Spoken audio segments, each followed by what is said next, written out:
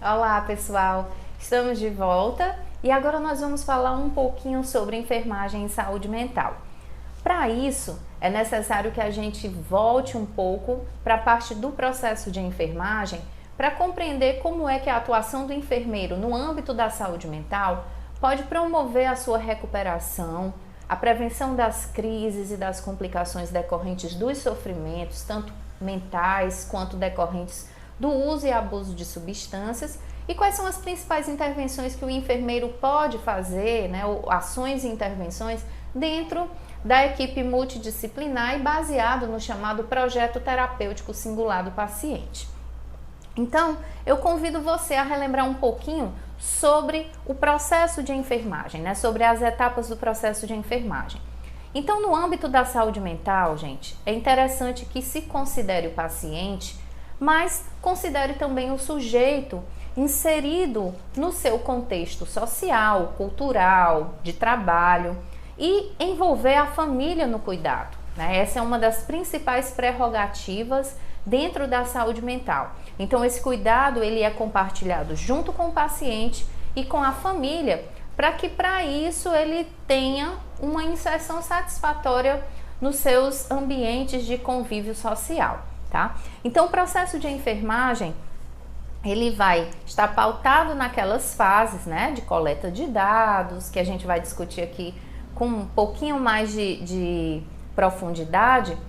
E esse cuidado, lembrar sempre que ele não pode ser dicotomizado, do cuidado ao corpo. Então, mesmo que o paciente esteja em sofrimento psíquico, sofrimento mental, eu também não posso esquecer, outras possíveis disfunções orgânicas que ele possa apresentar. Então, o exame do paciente, ele vai incluir o exame físico e vai incluir também o exame do estado mental, mas sempre de formas associativas, até porque eu tenho, principalmente na modernidade, a psicossomática, que é a somatização de problemas que são de natureza psíquica ou psicogênicos, E aí é interessante que nunca se faça essa desagregação ou essa dicotomia entre mente e corpo, ok? Então, no processo de enfermagem, é interessante que, segundo é pedido, ou é solicitado que se tenha um referencial teórico para se embasar a enfermagem como ciência.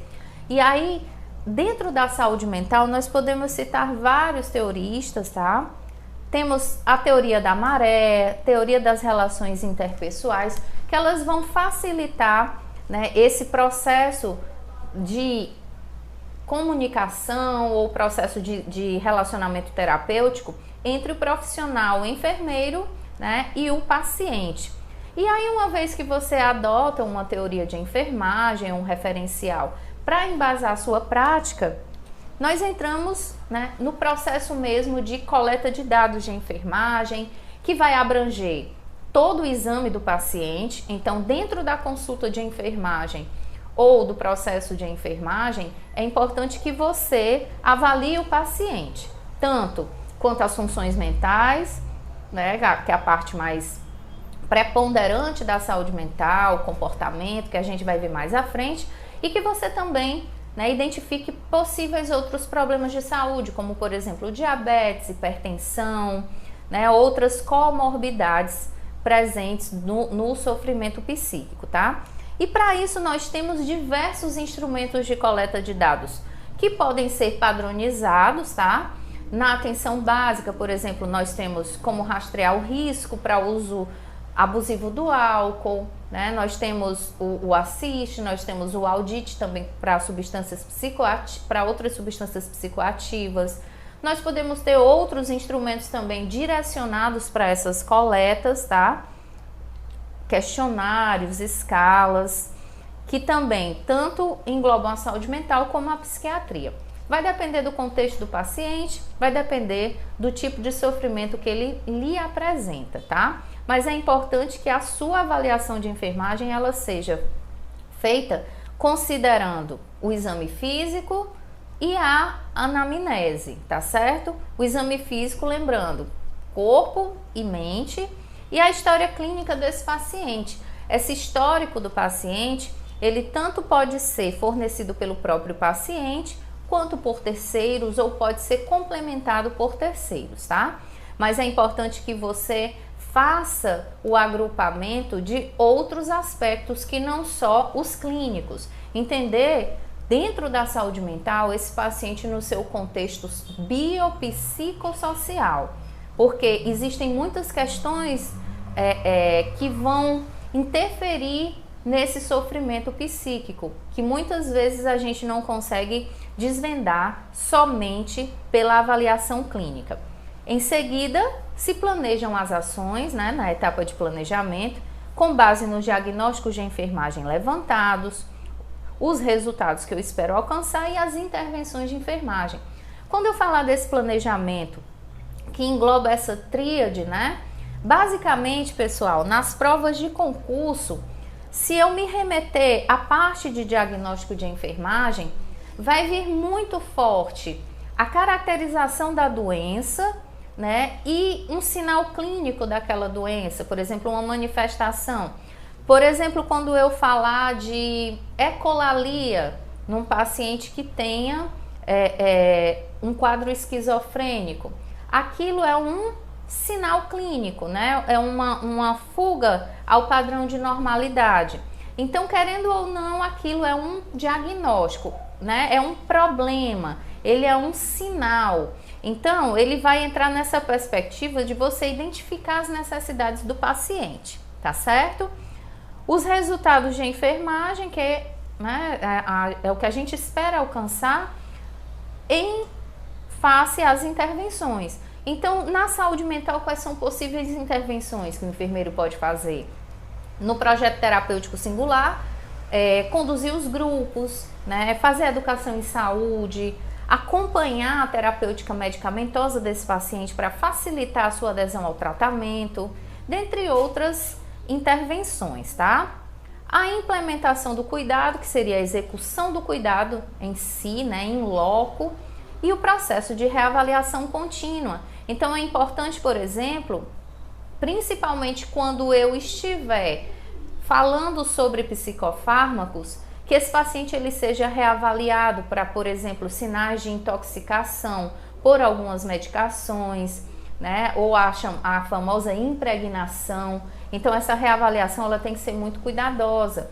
A necessidade, por exemplo, de se diminuir a dose de um medicamento, né, de acordo com a observação do enfermeiro, intervenções um pouco mais enérgicas, ou esse paciente já está apresentando algum grau de autonomia, de independência, já pode ser inserido em outros grupos. Então essa reavaliação é exatamente para ver a readequação desse plano terapêutico, tá certo? Se ele está indo bem, se ele precisa ser ajustado, ou se algum diagnóstico novo apareceu, ou algum já foi resolvido, tá bem? Então, processo de enfermagem ou a consulta de enfermagem, ela deve acontecer nessas etapas, tá certo? E ter essas peculiaridades quando eu falar da saúde mental.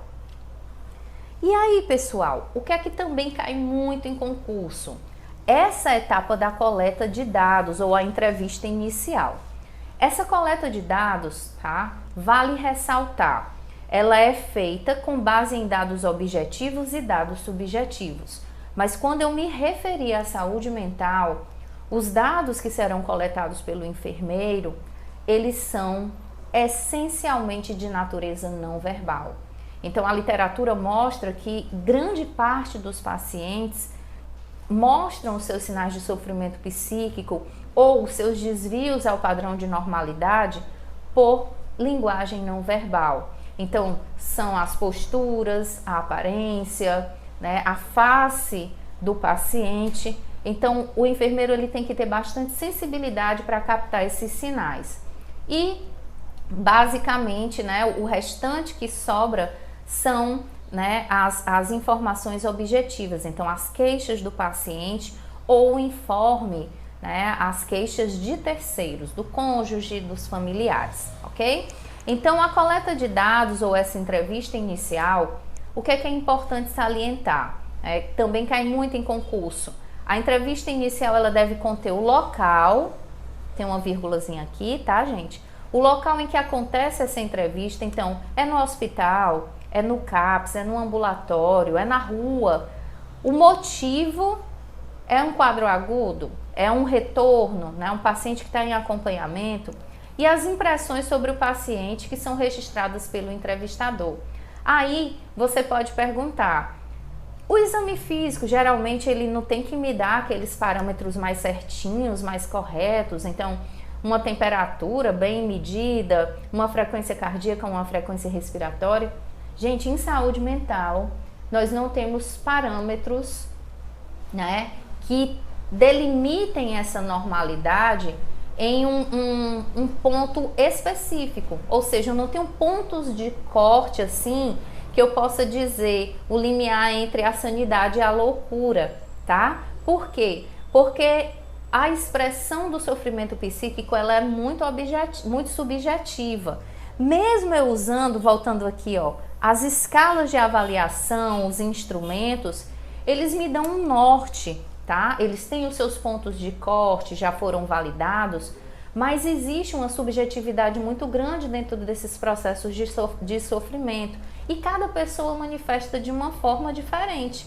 Então, nessa coleta de dados, é muito importante que o enfermeiro ele tenha sensibilidade para perceber essas alterações, principalmente de natureza não verbal dos seus pacientes. É por isso que nós temos os profissionais de referência, para que o relacionamento terapêutico ele aconteça e ele promova realmente esse cuidado integral.